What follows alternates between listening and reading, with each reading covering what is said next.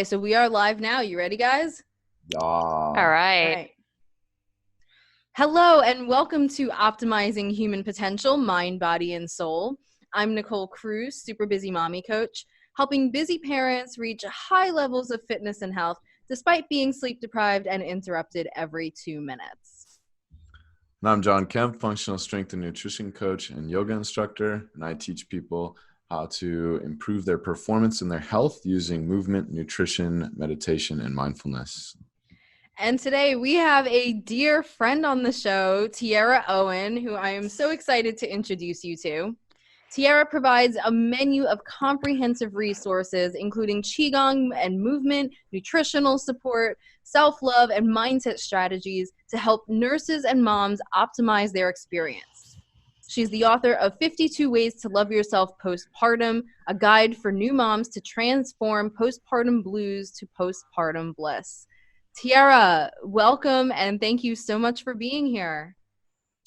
Thanks, you guys. It's great to see you here today.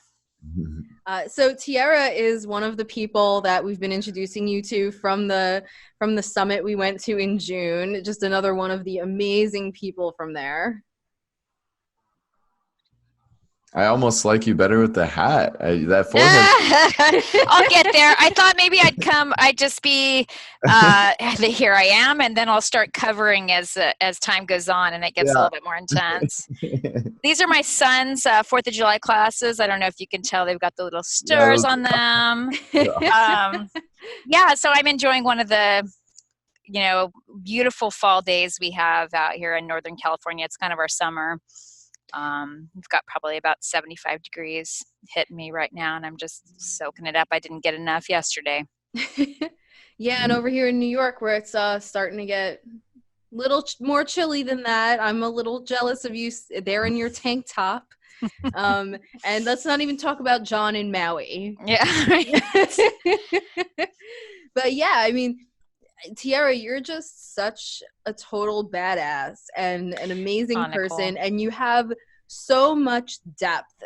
And I just want to start off talking a bit about your background, and then I know that as we just continue talking, all of those, absolute gems of wisdom that pop up if anyone talks to you for more than 3 minutes are just going to start flowing out. So let's go.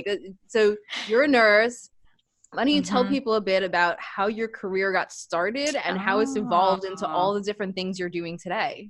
All right. Well, I do think that I had the distinct offering to become interested in women's health at the age of 11. When I popped open a version of Our Bodies, Ourselves. I don't know if you guys know that book, but my generation, that was sort of the hidden book in the back of the closet for us to go and look at, to learn like real science about being a female and what happens to our bodies as we grow up and grow older. So my stepmother, at the time I lived with my father and my stepmother, was pregnant with my little sister, and I was kind of invited along on the journey to come to Lamaze classes. That's what we did back then, and attend the birth. And I actually declined attending the birth at that time, although I kind of second guessed myself now, like, oh, why didn't I do it? But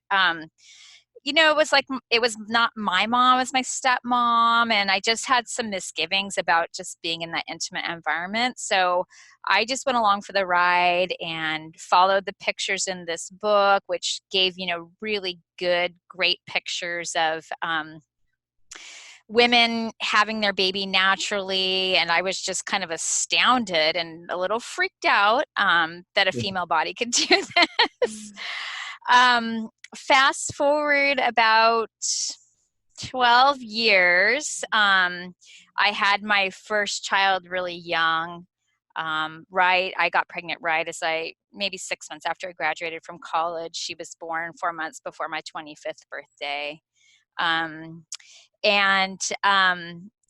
that whole memory kind of reemerged with me. I spent a summer traveling around in my van. I was quite a hippie, just living in the woods and having a VW van. And I was in this nook of a bookstore in Boulder, Colorado, and I pulled out this book by a really famous midwife named Rahima Baldwin, and was just amazed by just the process of birth all over again. So when I became pregnant, probably a year and a half later, I knew that I wanted to have a home birth.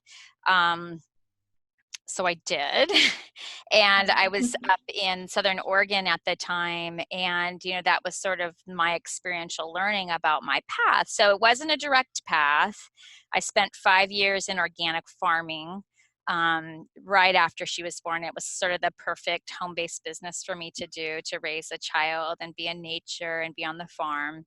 But during that time, I trained to be a doula, and I began attending births and got picked up by somebody who's a dear friend of mine today, Donna Brown, as her apprentice to study midwifery and attend home births with her. So that occurred, and in the midst of that, I began working at a hospital as a lactation technician, supporting the lactation consultants there and going around in rooms and helping mothers breastfeed. So I entered nursing school at that point. I was somewhere around, it was like my Saturn returns when I realized that nursing was really the vocation I needed to dive into. And this is after getting a bachelor's degree in anthropology. Like I said, I had graduated college and then had a baby soon afterwards. So I went back to school, became a nurse. I think by the time I graduated when I was 35. Yeah, so it's going on 15 years. Was only in love with labor and delivery nursing. That really was sort of my calling, to kind of have a solid job and get benefits and support my family, because I had really been running around with a lot of piecemeal kind of work before that. So that was, I got hired in the same hospital I did the lactation work for, and I'm definitely a daughter of that place because I am still employed there today. So Wow. that's kind of where I came to nursing, and specifically labor and delivery nursing, and then working with women and health and personal growth as well. Mm-hmm. And so then I know that you also lift, and you're also really into Qigong. And so how did those come into your life, and how do those inform the way you think about self-care? Yeah, that's a great question, Nicole. So I've been a lifelong athlete. Training in gymnastics is my primary sport as a kid, all the way up through my teen years. And then I hit around 15. I kind of had that delayed onset menses, which a lot of athletes do, but everything, I became basically a woman at age 15, where like, wow, all of a sudden I had breasts, and I had some, weight gain around my hips, just a full change, and became really too heavy for gymnastics at that point. Not that I was overweight, but, weighing 107 pounds at that time and being 5 foot tall was really kind of a stockiness that wasn't super supportive to the sport. So I went into coaching at that point and coached all the way through college, and actually even when I had my first child, I remember I would bring her to the gym with me in my little backpack and coach there too. So I stayed with that for quite a long time and did a lot of swimming in college. That was sort of another thing that I kind of went into. I really loved the underwater meditation that occurred and along distance lap swimming.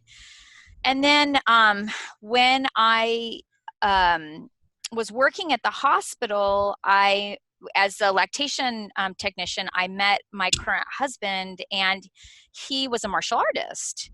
And he knew that I was pretty like kinesthetic body oriented, and he's like, you got to come train at our school because you absolutely love this. So I trained Shaolin Kung Fu starting in 2002 and got introduced to Qigong. Through that, I have my teacher's lineages go straight back to the Shaolin Temple. And he was the one that had a start with daily Qigong practices as sort of the warm up and the centering and the grounding for our Gong Fu work. So that was my introduction. And then I had a couple more kids and stayed with Gong Fu actually through that, but it became more intermittent. And slowly I really had to step away because it was just too much of a commitment where it was very, I had to be there at certain times. I needed more of a fluid practice schedule at that time. So I think it was when my youngest was 3, I started doing CrossFit, which was great. I mean, that kind of introduced me to lifting.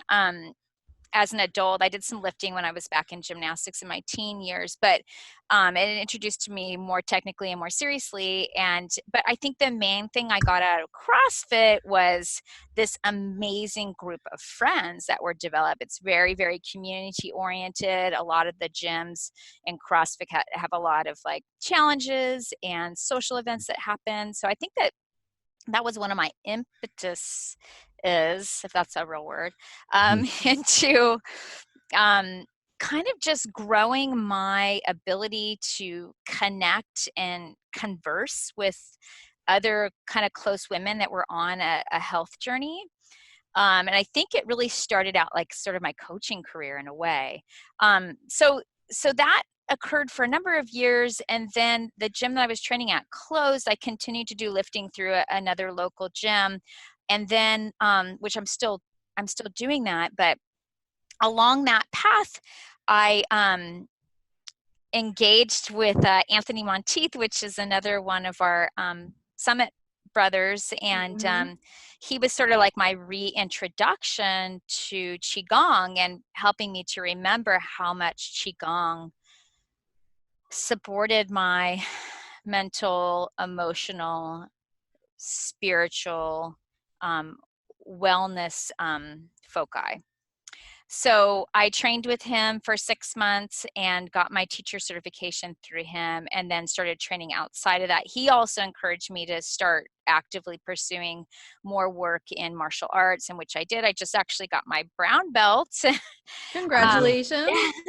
In Japanese sword. So that actually just happened this Thursday. So that was pretty amazing. But I've been doing Qigong with my sword brothers and sisters since my teacher certification, and I also teach at a local health club here outside of Santa Cruz. Wow. Badass, dude. Oh, it's a whole lot of fucking fun. I just gotta say, it's just a blast. Yeah. Just to give people an idea, you're 5 foot, 5'1"? Maybe I'm 5 foot if I stand up in like a super Qigong stance. And jacked. I mean, when you see this woman, it's like, oh, she's adorable. That she like takes off her sweatshirt and you see like the arm muscles bulging and like the muscles in her thighs just like boom, and it's like, whoa, okay. That's what I'm saying. I just want to, like, for anybody out there that understands performance and numbers, Tierra and I were jokingly going back and forth just this last week. I was talking about front squats. I was like, you probably put up 135, no problem. She's like, oh, this is Tierra too, how humble she is. She's like, oh, stop. No, that's too heavy. I could probably only do that like once or twice. I'm like, you can front squat more than your body weight, 4 reps. Like, guys, go try that at the gym and then come see me. Come see Tierra. Yeah, like Tierra is a total badass. And so and very, very wise and deep. And so, I mean, that's why I take seriously any kind of advice I get from Tierra. And I'm still seriously looking into and considering becoming a doula, because you mentioned that to me. So I want you to know that I'm taking it very seriously. That's awesome, Nicole. Yeah, and I'm trying to see how I can make it work with, everything else going on. I'll tell you that being a doula is like being a glorified labor and delivery nurse, because you get all the aspects of all the awesome stuff of birth, and you have to do none of the bullshit computer charting. So it's like all the job that I want to do, but I have to do like the legal documentation side, which is sort of the bane of the existence of the nurse, the bedside nurse. Womp womp. I know. Real world.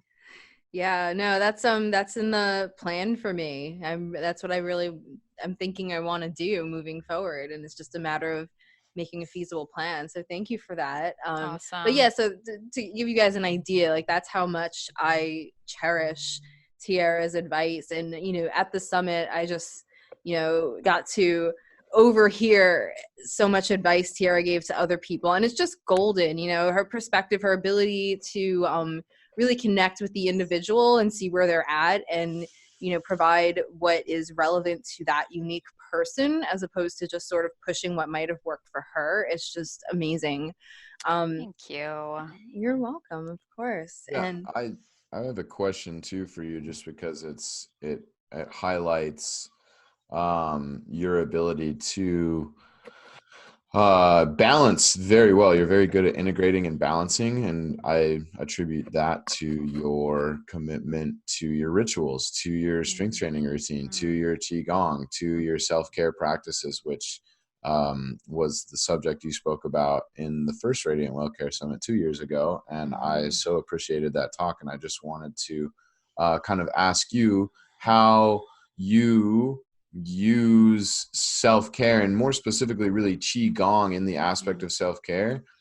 How are you using it in your life? How does it benefit you, integrating this energy practice into everything else? But then also, how does it affect your work life, and how are you looking to integrate that self-care system, that Qigong practice and self-care system, into your next venture, which is really bringing Qigong into the nursing workplace?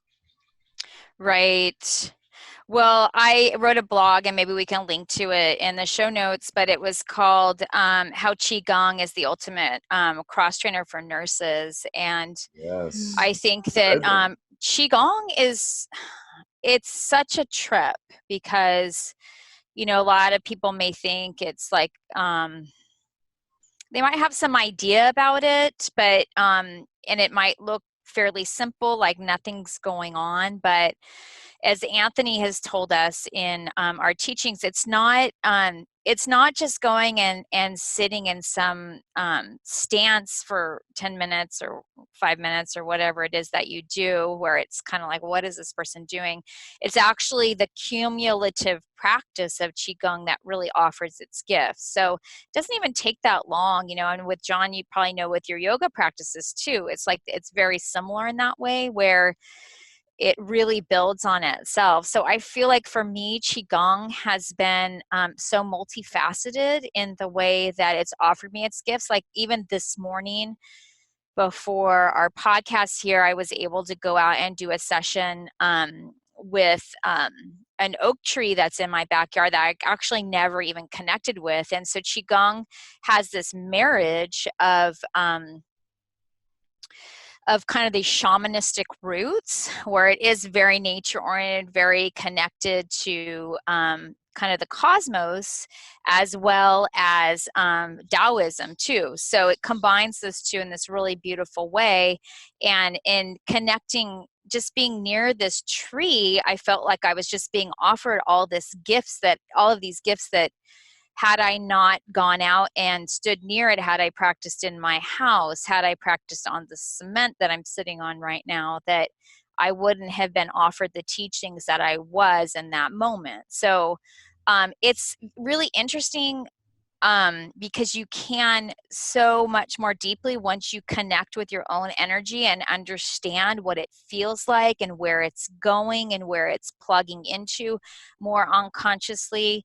You start to pull that back in and consciously triage out choices for yourself, so that you plug into the things that you consciously and mindfully choose to plug into. And then, like I was saying, for once that gets a little bit more dialed in by practice, I think it takes about 6 months of solid practice to, and that might vary from person to person, to really get this pulse on where you're at energetically. And then you start to connect more deeply and become aware of others' outside energy to you, like this tree, for instance, or other people that I work with or live with. where they're at. And I started having flashes of things where I would just go for a walk on a beach and I would just pass by somebody and all of a sudden I would just feel like where they were at. And it tripped me out. I actually didn't even believe it for a little while until I got some confirmations on some of the things that I was feeling when I would connect. Like last year, I think early morning for me is the closest time. It's like the time before coffee, right? Where you're still in that alpha brainwave state, or maybe even theta brainwave state, where you're actually a little bit more connected unconsciously, right, to the universe. And so I would get these like waves of things going on. Like I was going to tell the story of one of my coworkers was pregnant, and I woke up that morning and I was like, she's coming in the hospital today. And I was like, oh my gosh, well, what's that? So I came into work and I didn't really even question. I was starting to get more comfortable with the idea that, don't take these things for granted. You need to pay attention to them. So I told everyone at work, I was like, we need to be ready because she's coming. I'm not going to name names because of HIPAA, but she, within like a half an hour, she called the hospital and she's like, my water broke. And I was like, okay, good. We have a room for you. We're ready. And so stuff like that, it's just that, it may sound woo woo, but you start to connect to something that you don't connect with in the everyday world. And so it's been really good for me in the way of healing too, because if there's something going on inside of me, I'm able to more deeply and quickly pinpoint that and draw back from whatever else I am engaged with, and know that like the energy needs to go into that area in my body or my ethereal body or my emotional body in terms of working on that. And I've actually gotten a little bit better about communicating too, because there can be this whole world going on inside of you that others are like, what's going on? So with my husband, I'll pull him aside sometimes, like, just so you know, like, this is what's going on with me. And that's why I might be acting a little crazy or a little bit distant or whatever it is. And then as far as future goes, and what I started this out with this blog that I wrote is, we have the opportunity with Qigong to become master nurses, master people at the bedside, and to offer a different kind of healing than we would normally with our medicines and with our tools. Medicines being like more, I'd say, pharmaceuticals. So the kind of listening that you can do, the kinds of hands-on work that you can do, or the kinds of presencing that you can do just by being at the bedside. And I think, like I was saying before, you're able to even triage in your work day what is the most important thing to do to meet your goals for therapeutic healing. And you're able to get really efficient at the shit that you don't like to do. Like I was saying, want about the computer charting. Well, it's just like, you know what? That's sort of a background thing for me. I can do it quickly, efficiently, but my real work is being at the bedside and presencing with my patient. So I do want to offer that. So I have some programs in place that we're going to be, I'm going to be developing probably over the next year to specifically offer nurses specific techniques to bring themselves in so that they can come out more fully and work, and they can help their day be sustained and mastered through the mastering of themselves and their own energy. I love that. That's like you said, what a relevant career field to apply the work, the practice into. And it just made me think of a quote: magic is science not yet understood. And when you talk about like, receiving information from this medium, this field of energy, you can call it woo-woo, or you can go read the science on it that exists right now. And it's everywhere. There's so many books on it talking about 0 point energy, the quantum field. You can call it whatever you want. Awareness of the fact that it exists is the most important.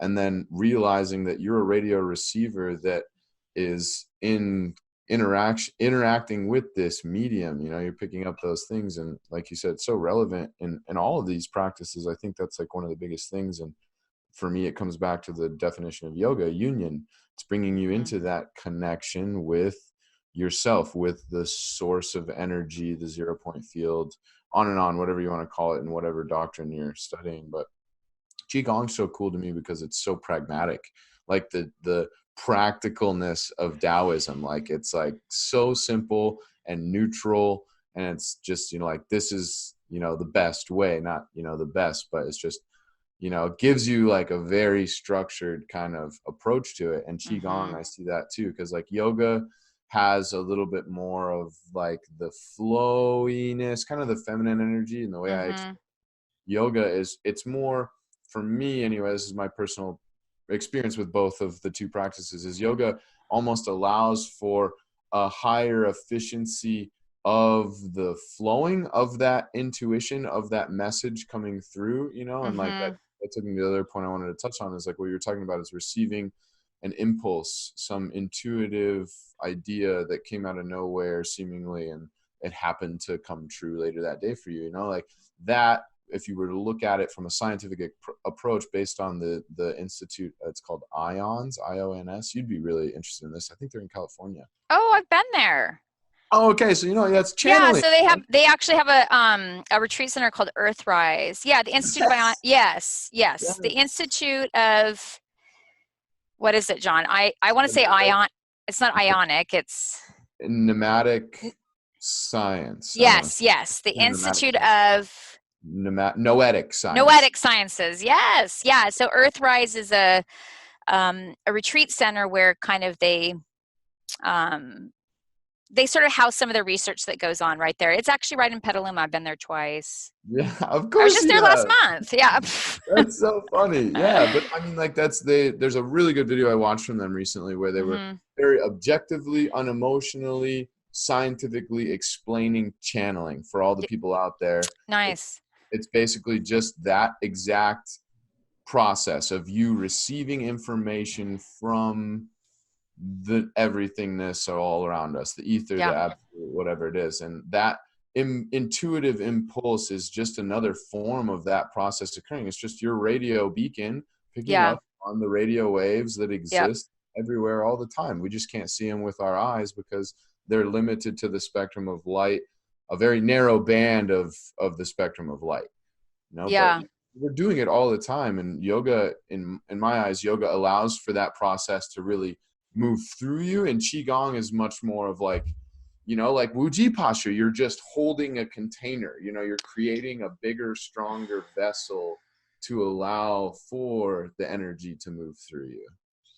Yes, and there's this aspect of emptiness and the void that's in Qigong that's a little bit different too, because of it does have the Taoism, but it also has a little bit of the influence of the Buddhism, which, no self, no soul. It's, the void, the emptiness, which, other people speak of that too. I heard Robert Peng, he's a Qigong master he lives here in America. He's awesome. He talked about this really cool analogy where he said, so there's different paths to get to Everest. You can go to Everest from China, or you can go to Everest from India, and you can go to Everest from Nepal. And so, Everest being sort of that self-mastery peak that, the yoga way would be, the way from India, and that you're sort of climbing up the ladders of the wheels of chakras up to kind of meet the spirit world. Whereas the three dantians in Qigong are more about entering the void. So yeah, like you're saying, it's just kind of these different like linguistic conceptual aspects, as well as like a little bit different flavor, kind of ascending the mountain. Yeah. It's many paths to the same forest too. And you look at it, they're all different tools. You can't use a hammer to unscrew a screw. You got to get a screwdriver, and that's one of my favorite quotes is, you give someone a hammer, everything turns into a nail. Like, and that's the whole funny thing about the spiritual journey is, I found it, here it is, grabbing it, you're trying to identify, objectify, physicalize it, attach to it. I get it now. I know what it is now. My life makes sense because I have that thing, you know? And it's Mm-hmm. like, well, it's just a hammer, you know? You can use, Right. if you use all the different tools, you'll have that better approach. And then, you know, when you're on the mountain too, like a big part of my journey is non-judgment, you know, like just because that person chose to walk up the rocky cliff edge, that's their choice. You can learn Mm-hmm. through joy or you can learn through pain. They're both Yeah. amazing teachers. And whatever path Yeah. you choose, you know, we're all going True. to walk both of the paths a little bit because you want to try every flavor of ice cream. You're going to step off and like, oh yeah, definitely don't want to do that again. Good. Now I know that I can keep hiking up the path that I was originally on. Or maybe you pivot, you know, and you're like, okay, this path doesn't serve me anymore. I'm not learning as many lessons as I would like to. I feel stagnant. Let me switch over to this path. Okay, now I'm learning more. I'm using a different tool. The novelty is bringing a culmination of new experiences that always integrate back into the whole of what you originally practiced anyway. Yeah. Mhm. So true. So true. And that's kind of the thing about oneness and kind of dissolving yourself into the oneness. It's like, you know what? You want that flavor, that variety of your individual expression to come through you. That's kind of the uniqueness of being embodied on this plane, is having that and going after the feeling of what feels good, what draws you, what lights you up, to explore those different avenues. And like you're saying, it might might be a pain process. It might be a bliss process. Mhm. I like that you brought up the linguistic part of it, because I feel like that is so important and not often talked about. But one of the biggest turning points for me came 2 years ago when someone who knows me very well recommended a book that completely changed my life, because it took a lot of these teachings that I had heard of, but that I couldn't connect to. And it just happened to be written by somebody whose mind worked like mine. And Uh-huh. so learning from this was just a book. I didn't even have to go in person and learn from this person. Just reading the book all of a sudden made it click, and I was able to implement these practices that to me had sounded so woo-woo and out there, but when somebody explains it in the language that intuitively made sense to me, I was like, oh, so when they say this, they're really just talking about that thing that I feel every day. Like even the concept of energy. I was talking to someone the other day who was like, oh yeah, well, people talk about all this energy stuff. You can't even say that exists. And I'm like, no, you feel this every day. Like this is something that you feel moving through you. These sensations you feel in your body are energy. And once you understand that, it's just a matter of learning how to manipulate and control them in different ways. And, it's like making that connection for me in a way where it was real to my experience. Now, all of a sudden, I can read all of these, and learn from all of these different practices because I know what the language means. It's brought it down to earth for me. And I think that, even as all of us being coaches and teachers, it's so important to realize the different ways people can perceive these things, to be able to try different languages or introduce them to different teachers to find that entry point. Because for me, it is very much integrated into my life. It's very much down to earth. It's very much, a lot of people differentiate between the material and the spiritual. Whereas for me, it's very much the same thing. And that's why I never connected very much with those practices that talked about the spiritual being separate. And then once I was able to realize what to me was all part of the same experience, and like identify those parts of it that for other people are perceived as being separate in this spiritual world, all of a sudden I could connect with the teachings and start applying them. Yeah, it's interesting. Words have frequencies too, and my husband's a singer. And so we were just having this conversation this morning that may not even be the specific words. Sometimes it might be the tone and energy in which the word comes across. And so he's always very sensitive to tone in words. He'll pick up right away if something's off with you because of the tone. And I think being trained, as a singer, that really, it really showed that to him really clearly. But like you're saying, Nicole, like sometimes even, the right words and the wrong tone can still be the wrong words. They're not vibrating with your own body, your own energy, the way that they need to actually bring it in.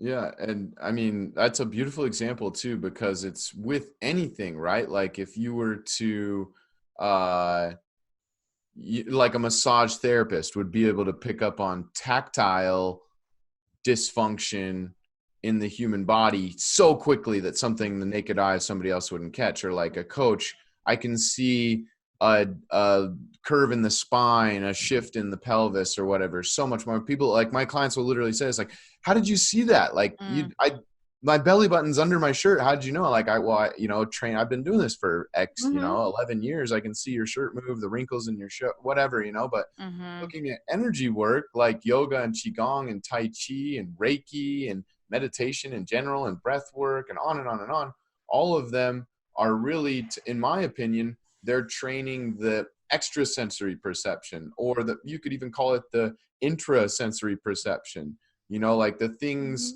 the subtle senses outside of the 5 major senses of see, smell, touch, taste, sound, but like your husband is attuned to the sound because of just stimulus response over and over. I'm sure the bones in his ears, even if you were to study like all of the greats and whatever they have, like the bones shift, and like things change. The hairs are more dense around, his ear. Who fucking knows, like all the little details, but like that all can be objectively reduced down and proven to show that there is adaptations to the practice when you start to master a certain skill. And, those energy work practices are training those other senses, and even like meditation, like awareness practices, like focus on the tip of your nose, focus on feeling the blood pulsing in your thumbs or whatever, Right. You're And I training think, go ahead. perception. Yeah, absolutely. And I think one more level to this too is getting out of our heads and getting into our body, because the ultimate language is actually in the body language. And so that's another layer of receptivity and getting out of your head, especially in the work that I do through nursing, and where Qigong crosses so well is that you don't have to say a damn thing. If you can just be near that person, or even if you're putting hands on that person, that's the language that I think is so much more deeply taken in often than the words can be misconstrued.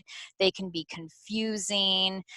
They can be, out of our dialect or out of our, our slang that we use. So it just is a much more direct way to communicate often. And then being able, like you're talking about, the perception with that, is another refinement of kind of being aware of how to treat people, how to coach people, how to mentor and work with people. Yeah, and those subtle perceptions, like you're saying, like the tone or just a look. There's so many, right? Like you said, the body. Oh my God! Like written on my fridge right now, top of the fridge, it says embody the teachings. The teachings are in the body, but you must practice them using the vessel. That's why we came into the vessel, is to experience through practice, to learn, to grow, and so like that is so key when you practice energy work, practicing your ability to perceive the subtle, I guess, because then when you're in that situation, one flick of an eye contact, one thing, and you're like, oh, I'm not going to say that. I'm not going to do that. Here's my options, and like, it really brings it down to the perceiving emotions, because emotions are energy in motion, that are expressed in a physical way through the language of the body or the words or whatever. So being extra aware and sensitive to that, I think is, a blessing and a curse to a degree. Because like you said, you walk down the beach, you're like, whoa, I didn't want all that, And there's people, especially this day and age, and in my experience with the younger generations, and like I've seen it more with people closer to my age and younger that have more of this natural sensitivity and connection already. And then you throw them into an environment that's like, that shit's not real. You're crazy. You need ADHD medication and you have a possible diagnosis for schizophrenia. Whatever, And it's like, well, maybe they're just already aware of these subtle perceptions, but they came equipped with the technology, but not the skills, the practice, to embody them and actually be able to harness that ability to a way that it allows you to create boundaries, to protect yourself, use the tools in service to making yourself in the world a better place, you know, and like just goes off and off more and more back around to the subjects that all of us are all about, you know, rants at the Radiant Wellcare Summit is creating a place for these people to go and practice these teachings. Places like, I'm sure the Earth Rising, the Ions one, you know, that Earthrise retreat. Like, here's how you grow healthy food, and here's how you meditate and do Qigong and yoga, and here's some journaling, reflective writing practices, and like, here's a nature walk activity, you know, just like creating all those opportunities for them to actually ground into the body and then just start learning from the messages that are coming in then at that point in time, which is get into that space where the radio beacon is able to not only bring the messages in, but interpret them in a way that doesn't overload the system and cause like the computer to crash. Which I've seen that plenty of times too, you know, the people that are up in the clouds but not grounded, they haven't actually practiced what they preach, and you can tell because it, you know, and it expresses our lives are mirrors for our personal realities, which is our thoughts, beliefs, and our values. Our personal reality is our personality. So it's expressed in the way that you live your life. And if you don't embody those teachings, it can get super overwhelming, especially depending on the environment that you're in. If you don't get to live in Maui and have a beautiful Zen nature environment every day, that's just more stress onto the fire, especially like kids in a public school. My God, you know, or women having a child, you know, like right in an institution. I don't think there's anything else worth being more alarmed about than that scenario right there. Totally. Yeah. And even like you said, you know, feeling the energies and those more subtle signals, you know, some people say, well, you know, it's not energy, it's just your body is taking in all of these stimuli, the visual, blah blah blah, and the hearing. And I'm just like, but what are those visual stimuli? It's light waves, it's sound waves. Like, what is the differentiation between the broader term energy or the fact that something over there is causing waves to move through the air and hit me in the eyes, which causes nerve impulses? These are all forms of energy. So really everyone's talking about the same thing. We're just using different language. And I don't care how you want to express it. Use whatever language works for you. And like you said, training these subtle things in a way, you're, you know, it's like, yeah, some of them might be outside the five senses. Some of them may be well within the five senses. And it's just a matter of, you know, allowing yourself to process them so efficiently so that, you know, when you move past something, you're not consciously analyzing every little bit of it, but it just hits you as a knowing, as a feeling, and you become better at that type of perceiving. And so it's really all very down to earth. When you think about it, it's very much down to earth and something that we can all relate to and experience when it's introduced to us in a way that resonates. Right, absolutely. Do you guys know Shaman Durak?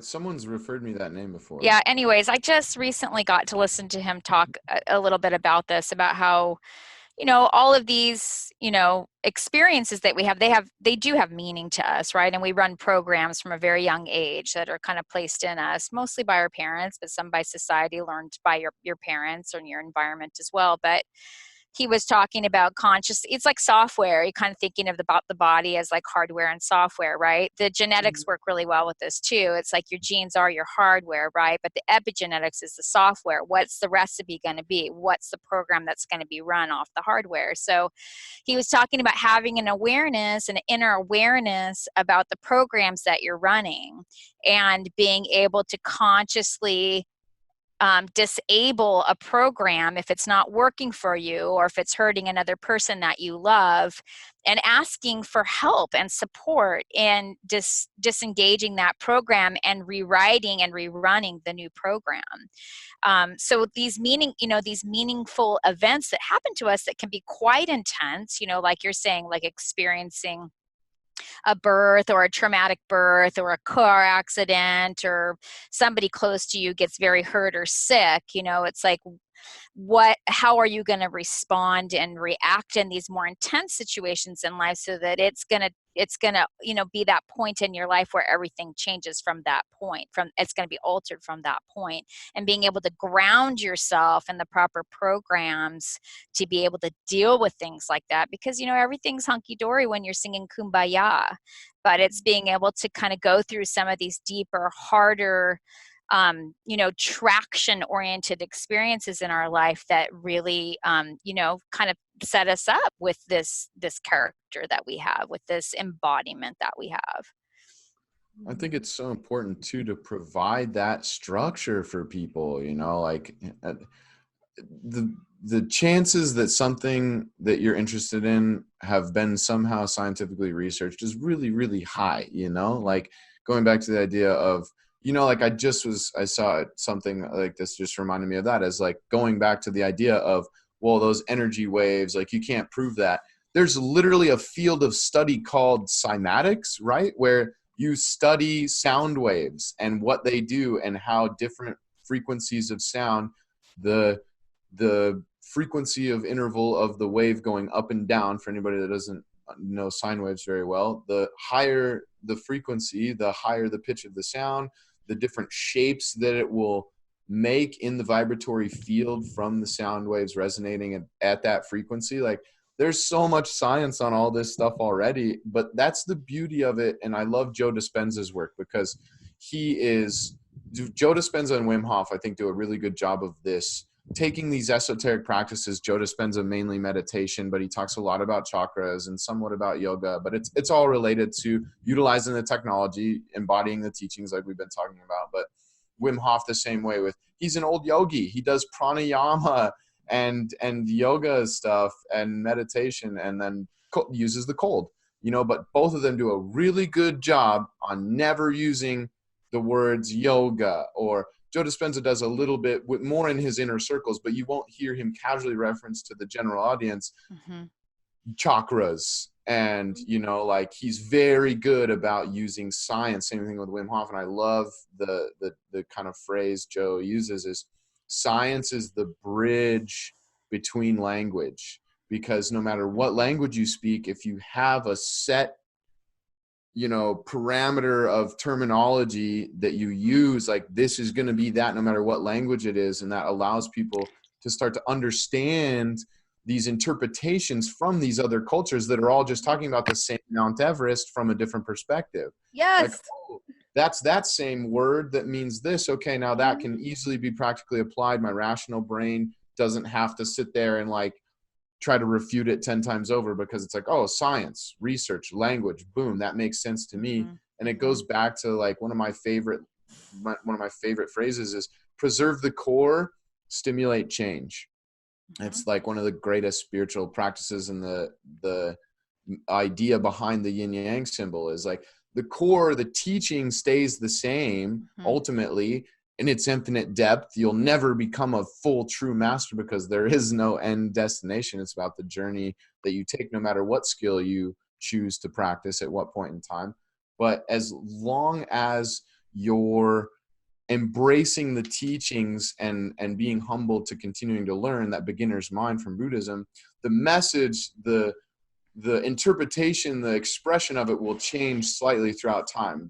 Jesus has years of lost records that they've uncovered from a Buddhist temple where he went and studied Buddhism from age 14 to 28. And then he went back and he took the concepts of yoga and Buddhism and then said them in a different way to a different group of people that didn't know what yoga and Buddhism was. And like Wim Hof and Joe Dispenza are doing that now to the West. They're taking these Eastern terms, using science to bridge that information over and see, hey, it's not woo-woo energy. They're waves and particles, and they do this and they do this, and we just studied it, so start doing it because it's good for you. Mm-hmm. Yep. Yeah. And what pioneers they are too, because, all we need is to have them kind of set the foot in the ground. A lot of people are looking to them and wanting to emulate their work. And what science does best is to have duplicity in these results, right? The more duplication that you can get of results, the better the science is. So just like hats off to these guys, because they're going in this territory that is it's pretty untouched, so far as research goes. It's like Gray Cook says, imagine the fuss that 2D map makers had to put up when they were told that the earth was round. Like their entire 25 years of life drawing 2D maps was a lie, and they got to relearn a totally new skill. You know how many of them were so proud that they were like, fuck that. No, there's no way. It's still 2D. That's some bullshit, Or like airplanes. Those guys are crazy. Wow. Plane flies overhead. Oh shit, I was wrong. And it's just like the idea of like the scientific curve of mainstream, going back to that idea, science not understood. You talk about energy and stuff, like go read a few books on quantum physics. Go to PBS, type in Nova string theory. There's a 3-hour-long docu-series that'll teach you the basics about quantum physics. You're like, oh, wow, we've been studying that stuff for a while. It's not woo-woo at all. And then, wow, that's kind of interesting that these people have been practicing it for thousands of years over there across the pond. And then, just taking that idea as like, once you understand it using the language of science, there's still going to be a 50-year learning curve before the mainstream even talks about this stuff, So like you said, them being pioneers in that sense, and that's ultimately one of my goals, is to try to make this esoteric knowledge, this ancient wisdom, regular, normal. It's not any different than anything else. It exists. And if you dive into the rabbit hole, if you're willing and have the desire, when the student is ready, the teacher will appear. So, and that takes it back too, to like what you said, is repeatability of the studies is so key. You do one study, cool. There's scientific study in general is one thing that people don't understand. Like we were talking about in the beginning of this, is like, my degree was in reading research papers, like there is a system to understand methods and results, and like what a p-value is, and if a study is actually significant or not, and how many people are involved. And there's so many little details that can make a study. You can argue two opposite points with the same research paper most of the time if you pick your own little pieces of data and talk about it. How to correctly interpret the research is clutch, because that's where we get clickbait in the media and everyone pointing to science and coming up with all opposite conclusions. Yeah. And so ultimately it comes down to personal practice. Like what works for you, what makes you feel good. Are you documenting the process? Are you turning your life into an experiment? Because you're the scientist and the lab rat. Yeah, it's a great way to approach it. It makes it more interesting, and I think you get a lot of dopamine hit off that as well. Yeah, that's awesome. Well, and so Tierra, then you've taken all of this stuff we've been discussing today and sort of put it into practices for nurses and moms.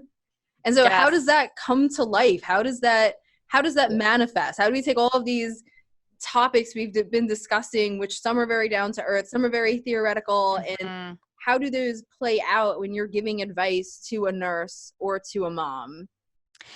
Yeah, well, I think that one of the main pieces as we go along our journey is that we have to have somewhat of a documentation, like you're saying, John, about like what's the plan and what are we doing here and what have we written down.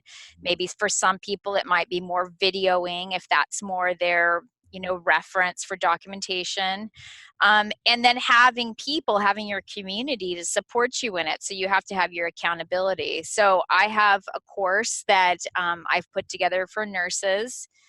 And in that course, there's just slices of the pie, so to speak, of different, like we said in the bio, menu options for them to kind of choose their area of what's the part that needs work for you, what's the part that's uncomfortable, what's the part that you feel and you see is you want to take a little bit more look at and get support around. So For most people, it's gonna manifest pretty physically, but I offer those people that really have kind of lived the world of nutrition and movement and sleep practices, and have done that and have kind of understood, and they sort of have themselves on a bit of a regimen or routine or ritual with that, to dive deeper into self-love practices, mindset practices, being able to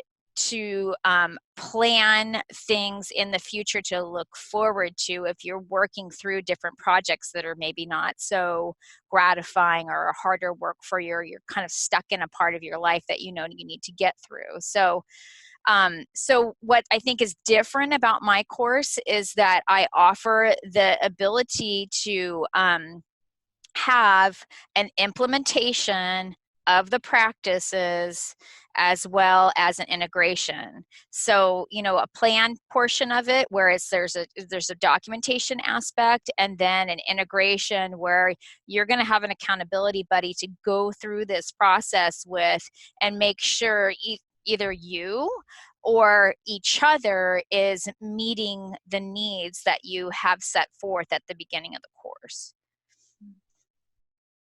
How long is it?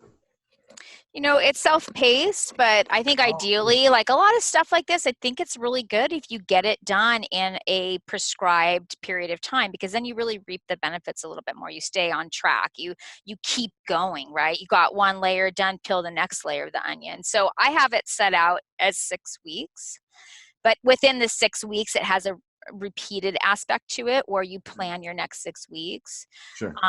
So the course is 6 modules done in 6 weeks, but again, busy moms, full-time nurses, you may need to break that down into 8-12 weeks for yourself.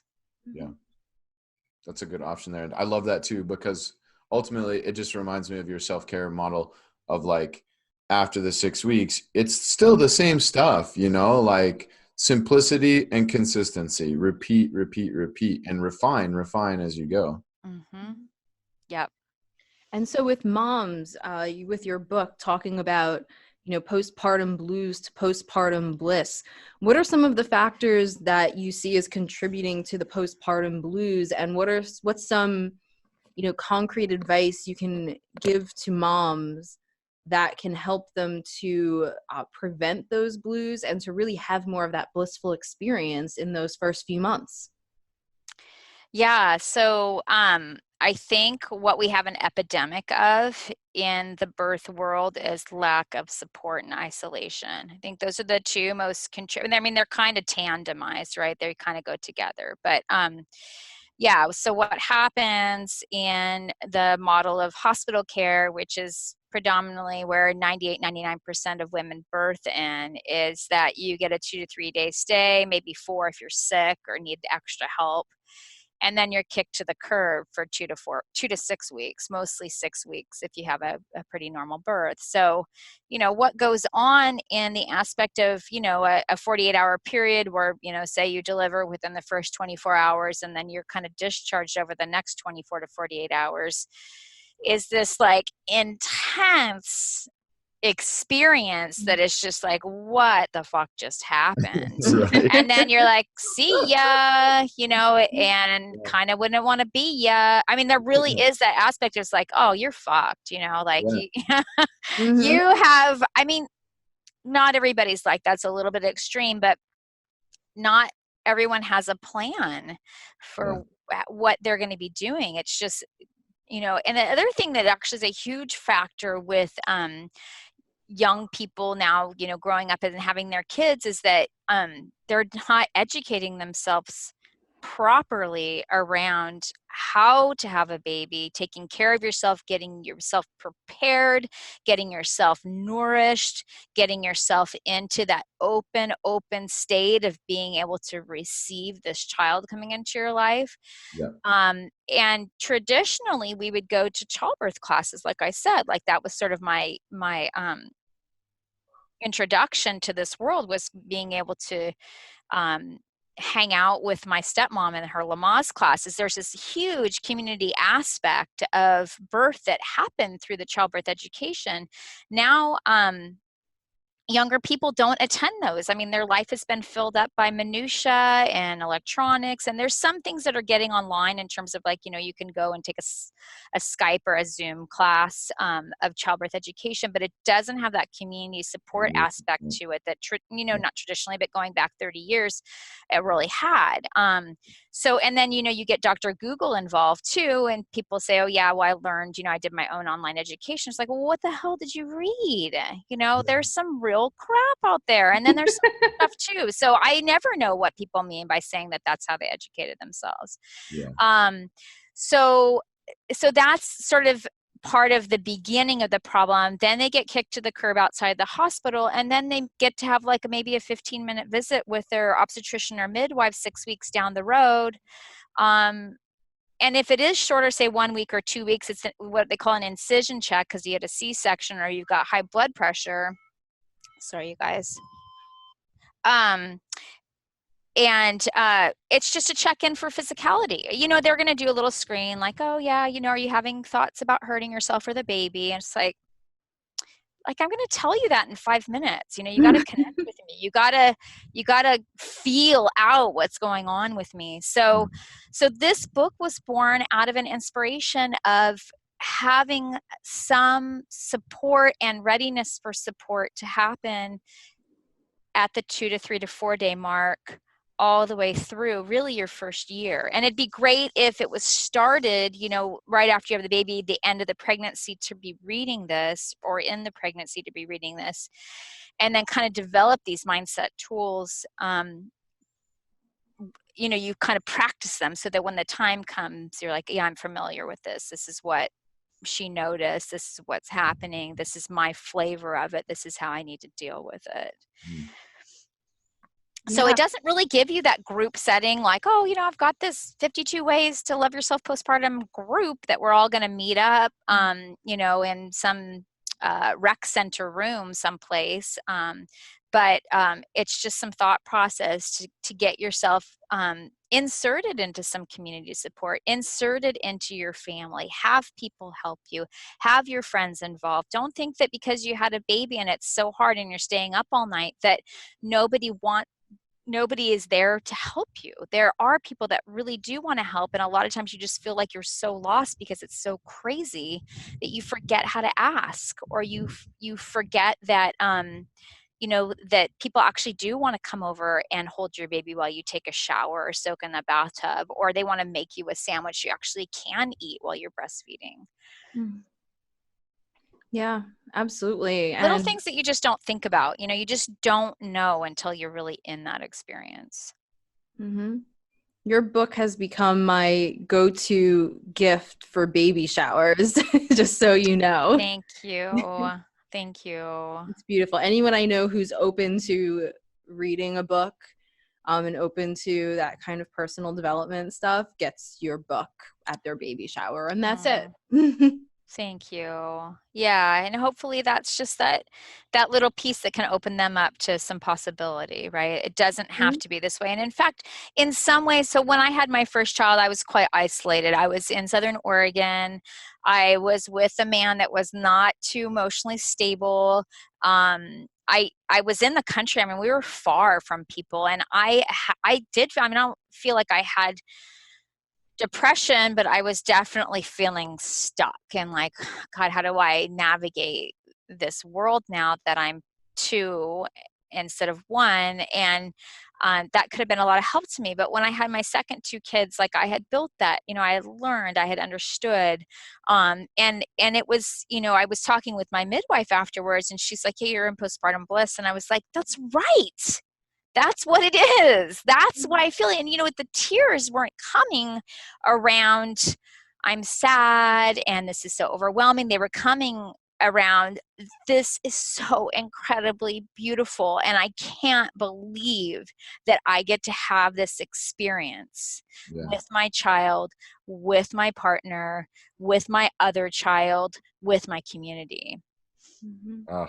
That's so beautiful. It is. I'm getting emotional just listening to you. I can see it in your face, Nicole. You're like, oh.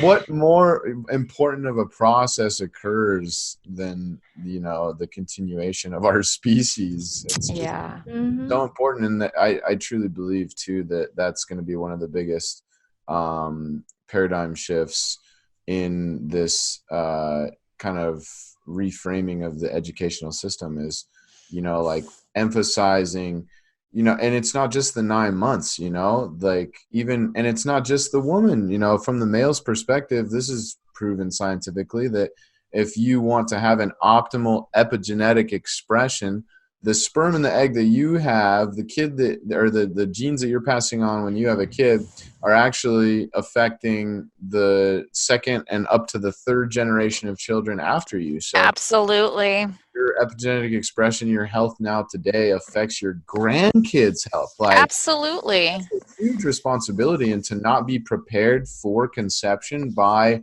upgrading and optimizing your genetic expression. Like, I'm not about to give some dinky ass sperm to the egg, you know? Like, I want my Michael Phelps out there, you know? Like, I want a record time. I want a gold medal. I want everything to go as smooth as possible for her. And, you know, like, especially with like the infertility rates and birth defect rates and all the stuff, it's all preventable. Like, I don't want to use the word all, there's obviously circumstances, but I mean, like, if you're not taking care of the organism prior to duplicating yourself, like, you know, it's so true, John. And just to lay down some, like, you know, science with that,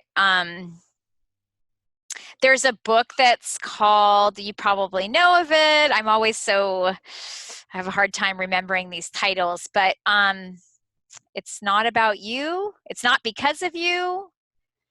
Do you know what? It's like inherited trauma. Oh, it's not. Is it just? It's not you.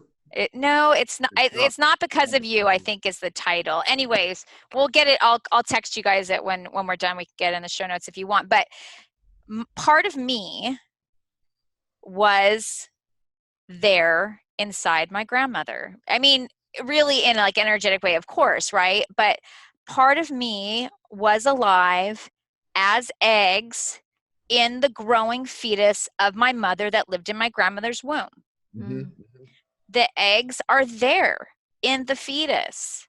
So that's on the female side. The male side, we don't fully understand, but there is an aspect of that too. So like you're saying, 1, 2, 3 generations. And what we're finding as well, it's so interesting, is that, I don't know if you guys have heard of the Dutch hunger winter study. Oh, yeah, where they did this, you know, they did all of these studies on different aspects of basically starvation that happen in different periods in gestation, and how that played out in terms of disease risk up to like 30 to 60 years later for a human being after they were born. So, you know, we know that there is beyond just, you know, something that is more energetic, these actual physical pieces that are occurring because of the planning and preparation of a birth. So I kind of think about that. My grandmother was not orphaned, but her mother actually died giving herself an abortion when she was 1 year old. 1 year old. So it's so harsh, right? So traumatic. She was raised by her stepmother, who was a wonderful person. But I think about that trauma of losing a mother at that super young age and how those kinds of things translate down the line to when she carried her own child and what that was like to her to have a child not really having a mother that attached to her in the way that, you know, a mother would. Because she was dealing with, you know, not wanting to have a child from her husband because of the circumstances of what that marriage and relationship was like. So that has to have had some effect on me down the line as she carried my mother and had my mother as a 1-year-old, reliving that experience of her own mother, and then on from my mother to me. And it's kind of interesting too, my mother actually and father divorced when I was 7. Like I said, my stepmother was having my sister when I was 11. And even though like there is not this recognition of conscious blame towards my mother, but my mother actually left me to stay with my father. And I love my mother. We have a great relationship, but at a young age, because my father was more able to take care of it. So here's this like repetitive cycle that's going on where it's like we don't fully understand all of these things, but there is something in it that's very, very true. And I think unlocking some of that for us as we become mothers is really interesting, and being able to break the cycle and being able to fully experience what you're doing consciously and being able to share this with the next generation in a way that heals it. And ultimately too, with that idea of embodying the teachings by implementing a system that's been repeatedly applied and shown to be effective like you have, what a better way to help remediate any risk and optimize the experience with the intention of breaking old loops, old patterns, old habits, breaking lines of conditioning through the practice of awareness, which can be cultivated very quickly and intensely through the practices of yoga and Qigong and even Tai Chi, just practicing that just for the the satisfaction of making the process easier, making the experience more enjoyable. If that's the only benefit during pregnancy alone, then I would, if I were pregnant, like, I would search every avenue, and especially the alternative ones with no, like how hard is it to stand there with your arms up, like the same thing. That's why I'm such a big proponent of fasting is it's like, all you got to do is nothing. Yeah. It's that easy. Find those easy things that have that big That's one of the hardest things to do, John, is to be nothing, do nothing, and want nothing. Right? I mean, we're really programmed to do like the opposite of that. Yeah. So I love your example of do be, equal parts of the feminine energy of being and just opening and receiving and allowing, and then, also taking that forward in some form of expressive action with the intention of creation, that masculine energy of doing. Yep. It's true. It's good. It's like a lesson that I have to reteach myself every single day. Every day. Don't do that. Don't do that. Yep. Yeah, I don't know what happened. I think probably part of like being raised by a father, and being a real like daddy's girl and being an athlete, and being a single mom too, it really stoked my masculine fires. And so it was kind of a relearning process when I actually married my husband, that I actually did have another half that could play out that masculine side more, that I was allowed and given permission to be in the feminine more. And so it's been, I've only been married we've been together for 17 years, but been married for 13. And so it's really only been in the last decade plus that I've been actually allowed to explore those avenues of myself more. And that's, like I say, like I have to relearn and repractice and refocus in on that every day, because it's been kind of taught out of my nature. Sure. Yeah. I hear you. So is it okay if you guys, I'm probably going to head soon. Can I read a passage of my book as we kind of round out here? Yeah, absolutely. Okay. So maybe I could do 2 because they're really short. So there's one that I want to read, and there's one that I just want to like open and see what hits, and then just read that one. Okay. So let me start out. So I'm going to make it kind of like, so here's the cover.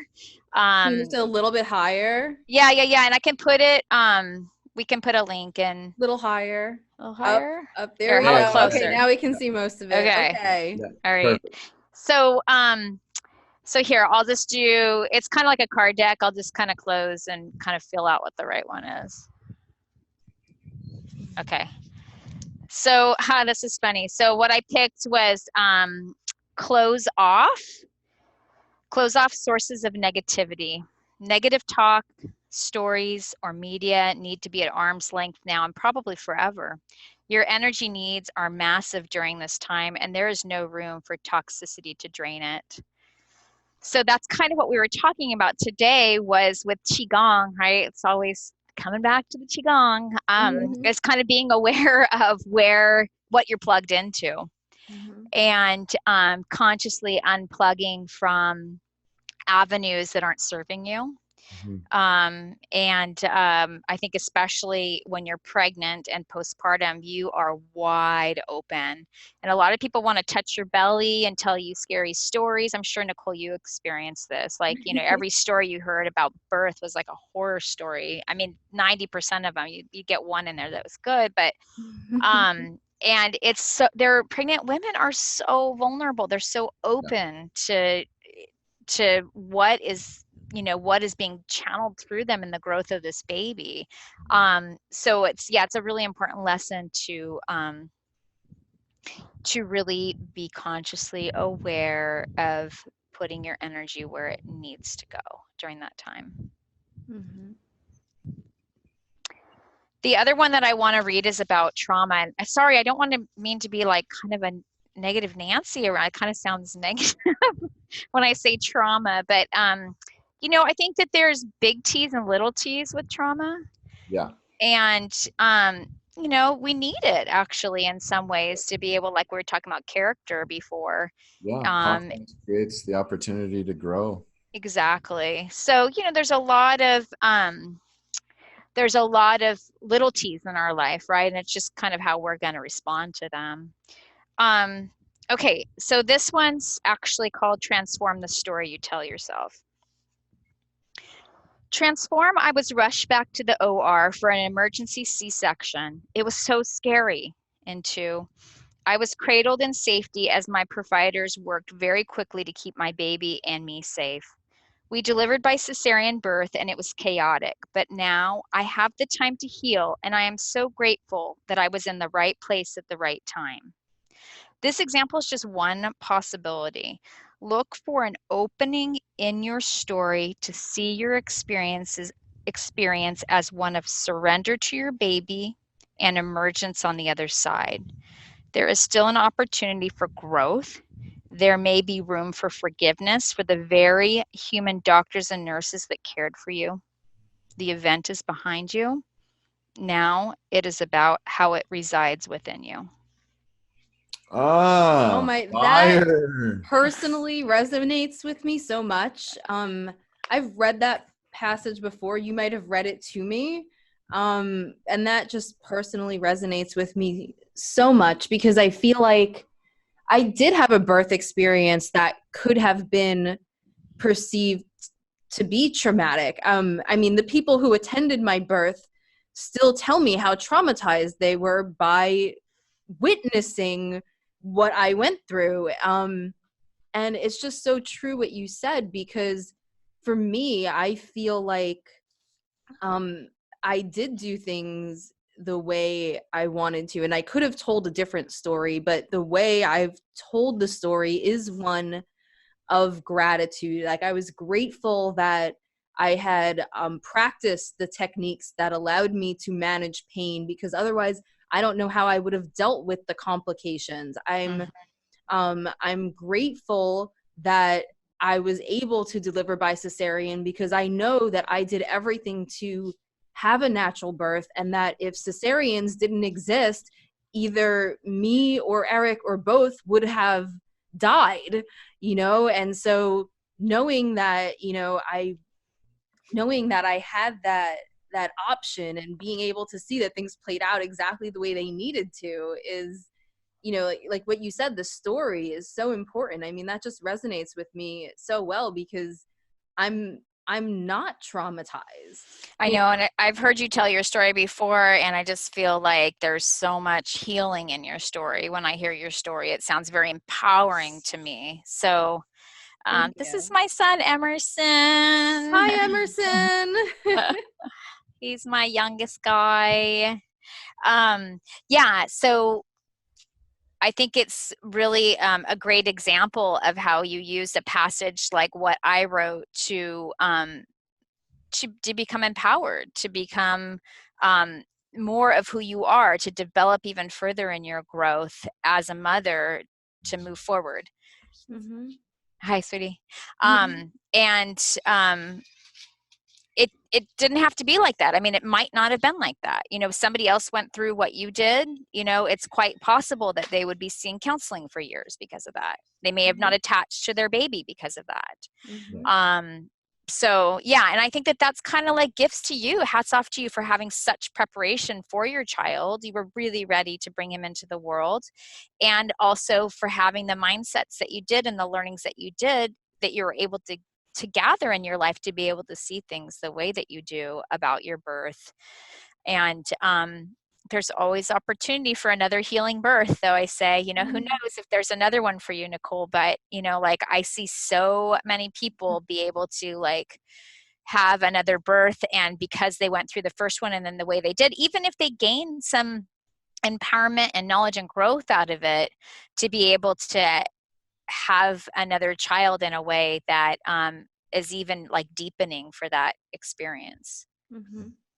Thank you. And yeah, I mean, I hope so. And I'm determined there will be another child, whether it's biological, whether it's adopted. I like to, you know, I think it's important to remember that we have the choice to become parents in a lot of cases, even if the biological side doesn't work out. And so, yeah, you know, thank you. And I, like you said, taking that experience and using it to deepen the next one, you know, I've thought a lot about that, and you know what I would do differently. I don't regret trying for an all natural birth at home the way I did, because if I had chosen the hospital experience, knowing now what it was like, I would have regretted choosing it. Whereas now I know that that was really the only option for me, and I'm so grateful that that option existed. It's a very different mindset. And next time, you know, whether it is a natural birth or whether it's an adoption, and the way I create space around that and bring the baby into the family, into my life, is, you're right, it's going to using that experience, I can deepen that new transition. So you're spot on. And that connection to yourself as mother. Yeah, definitely. Absolutely. So let's give everyone an idea of where they can find you to hear more of this great wisdom you have to offer. Well, I think in the future, I'm going to be doing most of my marketing through my website by kind of keeping my website updated. I am on social media, but I'm not very active on social media. And I think it's going to be kind of a little bit more of that path, because for me, I find that plugging into social media is one of my drainers. It's not one of my things that kind of makes me feel like fueled up and empowered. So I'm from time to time, I am posting on Nursing Ourselves on Facebook. My website is nursingourselves.com, and Instagram as well as Nursing Ourselves, and Twitter from time to time I'll shoot something out there at Nurse Ourselves. It's not nursing on Twitter, it's Nurse Ourselves. Okay, and these will all be in the show notes, so you guys can find Tierra very easily. And also, we can't forget to mention that Tierra has given us a special offer just for those of you who are listening. Terry, do you want to tell people about it? Sure. Yeah. So I think that, for this specific podcast, I will go ahead and post up a coupon that it will be in the show notes. So maybe it'll be just an easy thing for people to cut and paste. Because actually, I have to go look at it again, Nicole, to remember the actual coupon code. But it is Go Nurse Yourself 50. Okay. Yes. Go nurse yourself. Go Go nurse yourself, eh? John, that's my t-shirt right there, our sweatshirt. Go nurse Go yourself. nurse yourself. Go jerk yourself. So Go Nurse Yourself 50 will be 50% off the course, but I think it brings it down really close to $49.99 for a 6-week course. It's really, really low cost for high value. So I really encourage people to take advantage of that. And it's just going to be this like deep course, whether you're a nurse or not, it still can be highly applicable to you. And it'll be a deep dive into your own process of growth and development. Mm-hmm. Well, Fire. You already know this because I love you dearly, my whole sister. But Thank for you, everybody love you listening, too. this woman is one of the most authentic and genuine people I have met. She really cares about serving others, and she's very present when you engage with her. So I highly recommend following her on social media for her wisdom, but also just engaging with her content and her programs, books, and systems, because it's practical. It's a real human being on the other side of the screen, and her whole mission is to make the world a better place. I couldn't recommend someone more highly. Yeah, and if people want to connect with me in person, like DMing me on Instagram is a really good way for me to just be able to connect individually. And if you do want to friend me, Tierra Owen on Facebook, that's fine too. And using Messenger is a really easy way to connect personally for coaching, or if there's individual work that one-on-one we want to do. I just had an idea too. I gotta throw it out there before I forget, but I gotta talk to Tony. We gotta get him on here. Little magic. Oh gosh, yeah, Tony would be great because he just did a big event in Ireland, so he's back and he would love to talk to you. Fired up. Yeah, I'd love to have a good episode with him on flow and performance and human health optimization, all that good stuff. Yeah, let me know when you do because I want to tune in. For sure, dude. Yeah. Well, thanks so much for taking the time today, Tierra. It's been no problem. Awesome. This is going to be gold for our audience. Oh, thank you guys. It's so great to see you on screen, and I can't wait for the next time I get to hug you in person. Yes, I can't wait. Thank you so much, Tierra. And thank you to all of you for listening to Optimizing Human Potential, Mind, Body, and Soul, brought to you by the Holistic Therapies Directory. I'm Nicole Cruz.